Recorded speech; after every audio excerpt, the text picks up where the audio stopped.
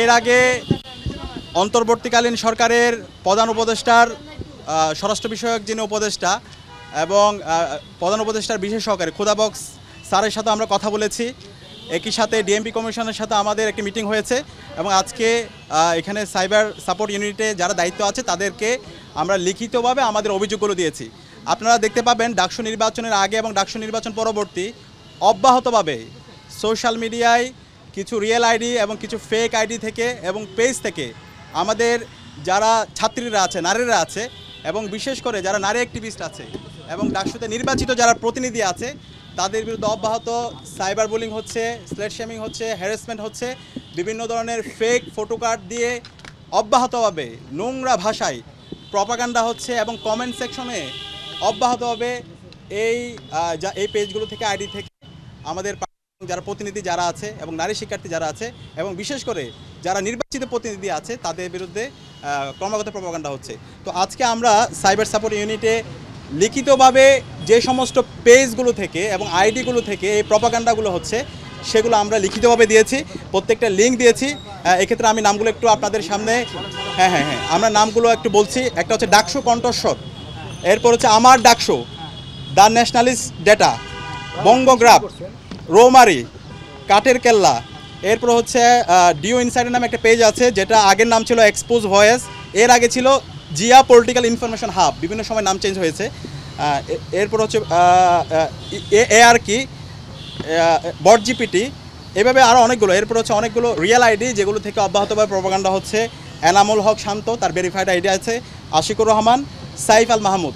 তো আমরা দেখেছি এখানে যতগুলো পেজ বলেছি প্রত্যেকটা পেজ রাজনৈতিক দল, একটা রাজনৈতিক দলের সাথে কানেক্টেড, সেটা হচ্ছে ছাত্র দল এবং বিএনপির বিভিন্ন অ্যাক্টিভিস্টরা এই পেজগুলো চালায়। তো আমরা যখন আমাদের এই লিঙ্কগুলো দিয়েছি, এখানে যারা এক্সপার্ট আছে সাইবার নিয়ে যারা কাজ করে তারা ইতিমধ্যে এটা নিয়ে কাজ করছে, তারা বিআরটিসিকে ব্যবস্থা নেওয়ার জন্য, বিটিআরসিকে ব্যবস্থা নেওয়ার জন্য বলেছে।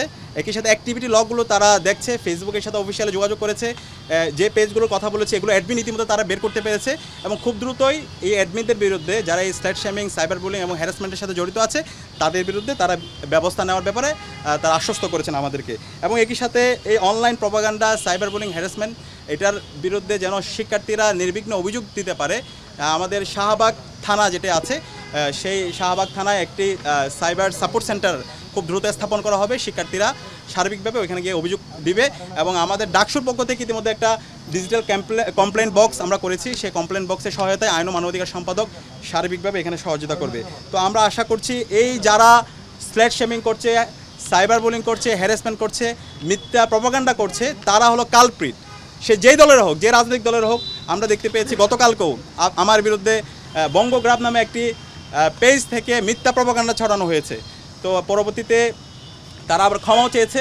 তো আমরা আমাদের এই যে অভিযোগ দিয়েছি সেই অভিযোগের মধ্যে সকল পেজগুলো ছিল এরকম যারা প্রপাগান্ডা করছে, মিথ্যা প্রপাগান্ডা, সবার বিরুদ্ধে আইন শৃঙ্খলা বাহিনী যথাযথ ব্যবস্থা গ্রহণ করবে। তো আমরা একই সাথে শাহবাগ থানায় গিয়ে আমাদের যে মামলা, সেই মামলার কপিটা জমা দেব এবং আমরা আশা করছি এই যারা কালপ্রিট আছে তাদেরকে দৃষ্টান্তমূলক বিচারের আওতায় নিয়ে আসার মাধ্যমে সাইবার বুলিং, হ্যারাসমেন্ট এগুলো বন্ধ হবে। এবং এই জায়গায় ঢাকা বিশ্ববিদ্যালয় কেন্দ্রীয় ছাত্র সংসদ ডাকসু জিরো টলারেন্স শিক্ষার্থীদের বিরুদ্ধে সাইবার বুলিং করছে, হ্যারাসমেন্ট করছে, এরা কোনো মানুষ হতে পারে না, এরা হচ্ছে কুলাঙ্গার।